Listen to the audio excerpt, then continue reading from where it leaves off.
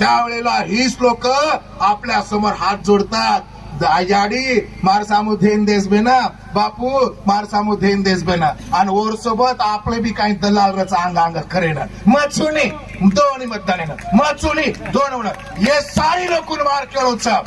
तुम्ही ज्या पक्षामध्ये काम करताय, इथे गोरबंजारा समाजाचे असतील, विमुक्त जातीचे असतील, ज्या पक्षामध्ये तुम्ही काम करताय, ज्या पक्षाची तुम्ही हुजरेगिरी करताय, आता सांगा त्यांना की आमच्या समाजावर अन्याय होतोय, तुम्ही काय करताय? आमच्या समाजावर अन्याय होतोय, आमच्या समाजाचे प्रश्न तुम्ही का सोडत नाही?